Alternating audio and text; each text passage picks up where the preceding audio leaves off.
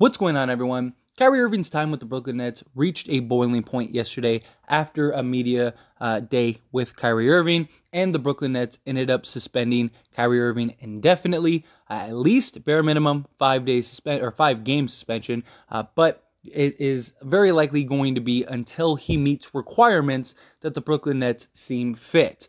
They want him to apologize, which he did, and they want him to do several other things, and then he can come back. But they put it as Kyrie Irving isn't fit to be a part of the Brooklyn Nets organization. So I think it's safe to say that Kyrie Irving's time with the Brooklyn Nets is over. I would be incredibly shocked. Even with Kyrie Irving apologizing, I would be incredibly shocked if he plays for the Brooklyn Nets again. Primarily because, one, I think Kyrie apologized because he has to. He doesn't want to not play basketball ever again. And the only way that he's going to ever be able to do that is if he, blanket, I'm sorry. A lot of people think that the apology wasn't a real apology, that it was, his PR people or whatever, which very well could be the case. But the idea is like, okay, here, look, here's your apology. We're done. We can move on. And then hopefully he can work something out for the Brooklyn Nets. But Kyrie Irving is literally untradeable at this point. There are reports that have came out that the Brooklyn Nets have tried to trade Kyrie Irving, and literally no one wants him. Nobody wanted him in the offseason except for the Lakers. And now at this point, if you're the Lakers, it makes no sense for you to actually go and trade anything of value for Kyrie Irving. Are you actually going to bring Kyrie Irving back? Like, what are you going to do? Do you really want that headache? Just the drama around it? That's going to be the conversation. The Brooklyn Nets are just in complete chaos and turmoil right now. They're not winning games. It's a mess. And I still believe the Lakers would be more than happy to take on Kyrie Irving, be more than happy to bring Kyrie Irving on board. I actually think Kyrie Irving would greatly benefit from being on a team like the Lakers. I think a fresh start for him, having LeBron James, that connection, all of that stuff, I think would be really huge for Kyrie Irving. I think the Lakers could really use Kyrie Irving, right? Because Lakers top 3 defense in the league, but they're bottom 3 offensively, right? And Kyrie Irving would really help in that department of just being that go-to scorer, a guy that can also help close out games. Kyrie would fit in seamlessly and beautifully. But you have Russell Westbrook, who has just really embraced that bench role and has thrived so far. It's a small sample size, it's only been 3 games, but still, he has really looked good in his time off the bench, really embraced it. And many people have kind of came around to like, hey, maybe we should keep Russell Westbrook, right? You got a guy that can legitimately win 6th Man of the Year. He's giving you like 18, 8, and 8 off the bench. I mean, what more could you want? He's more efficient, more effective, more everything. Like, it literally looks like it's turned the Lakers season around having him come off the bench. And a lot of people are like, well, is there a way to get Kyrie without trading Russ? Unfortunately, there's not. Kyrie Irving makes, roughly $36 million. And so we'd have to come in at about like 28 to 30 million in order with the 125% rule to do that. So like Patrick Beverley, Kendrick Nunn, even Walker, you could trade your entire team outside of the big 3 and you still wouldn't be able to trade for Kyrie Irving. So that's likely not going to happen.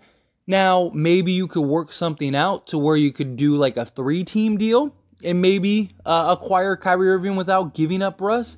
I think it'd be really hard to get there, but maybe they can. Maybe they could work something out. I mean, I haven't done all the numbers and stuff for something like that, but realistically, you would have to trade Russell Westbrook, and so many people want to keep Russ for that bench role, and so many people, from what I've seen from my comment section, would rather keep Russell Westbrook than go get Kyrie Irving, which I do understand to a degree, to a sense, although I do think Kyrie Irving would have more of an impact on this team than Russell Westbrook. I do really like Russell Westbrook. And this is coming from somebody that has just vehemently defended Russell Westbrook, right? To the point where like I was dealing with all kinds of headaches from people because I was defending Russ so much, because my whole thing was like, let's wait and see what happens before we just assume we know what's going to happen. And look, Russ changed. He's, at least so far, looks good, and now a lot of people have came around. But in order for the Lakers to get Kyrie Irving and keep Russell Westbrook, a real possibility may actually happen, and that is that Kyrie Irving gets bought out. Like, seriously. Because if you're the Brooklyn Nets, you just want this to be over with. You don't care where he goes. You're not winning a championship this year anyway, even if you trade Kyrie Irving, right? So at this point, you're like, we just want to get rid of this headache. We just want to be done with Kyrie Irving. Here, you want a buyout? Here, take the buyout and go. And then at that point, the Lakers could waive like a Winning Gabriel and take on a Kyrie Irving. Or, at that point, maybe you don't need Matt Ryan as much. So maybe you could even waive Matt Ryan. Because the only non-guaranteed contracts the Lakers have are Winning Gabriel, Matt Ryan, and Austin Reeves. You're not getting rid of Austin Reeves. So it comes down to Matt Ryan and Winning Gabriel. So basically, pick your poison. Who would you rather have be waived in order to keep Kyrie Irving? But in that sense, now you're in a position of like, we should go and contend, right? Because at that point, you have Kyrie Irving, LeBron James, Russell Westbrook, and Anthony Davis, right? And on top of that, you'd still have guys like Patrick Beverley, Kendrick Nunn, who at that point, you have so many point guards, you don't need all of them.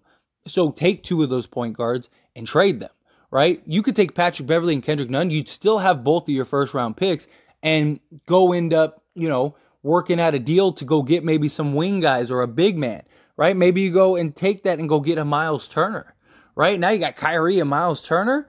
Woo, come on, with Russ still off the bench. Obviously, Russell Westbrook would have to not be traded, and also you would need the Brooklyn Nets to buy out Kyrie Irving, which I really wouldn't put it past them. Would Kyrie really want to come back and play for the Brooklyn Nets? Would Kyrie really want to go through this? And we know Kyrie is willing to take less money, right? And the verbiage that the Nets used of like, he is unfit to be a Brooklyn Net. If you're Kyrie Irving, why would you ever want to go back to that? Why would you ever want to play that? And yes, Brooklyn could have him sit the whole year and just not play him at all this whole year and not buy him out. But like, if you're Brooklyn, why? Why do you want that headache? Because that's going to be a conversation. If the Nets continue to lose, they're going to be like, why don't you bring in Kyrie Irving? Every time Kyrie does some kind of antic or does something or posts something or does anything, you're still the team that has Kyrie Irving. So get off of him. Where I don't see the Brooklyn Nets wanting to have Kyrie Irving stick around, and they can't trade him right now. Like, who's going to trade and give anything up for Kyrie Irving right now? Nobody. Even the Lakers. Even if the Lakers wanted to trade, you're basically just swapping Russell Westbrook for Kyrie Irving at this point. Maybe the Lakers would be nice enough to give like a second round pick, or if you're throwing in like maybe a Seth Curry or something, maybe the Lakers would give up a first, at that point, and you're probably blowing it up at that point. So maybe you could give up Seth Curry. Like if the Lakers could get Seth Curry and Kyrie Irving, I would give up a first round pick. I would, because now you basically just covered all your shooting and you covered, your scoring issue, and you're still really good defensively, and you'd still have one pick, and on top of that one pick, you'd have Patrick Beverley and Kendrick Nunn that you could move to go get maybe a Miles Turner. And now you just turn Patrick Beverley, Kendrick Nunn, and Russell Westbrook into Kyrie Irving, Seth Curry, and Miles Turner. You're probably you're probably winning the championship, right? And this is something that could realistically happen. It's something that I think is very interesting. And I do want to dive into some like exploratory like trade talks with Kyrie, because I really think we are approaching Kyrie becoming a Laker. Because if you're the Brooklyn Nets, it makes no sense at this point.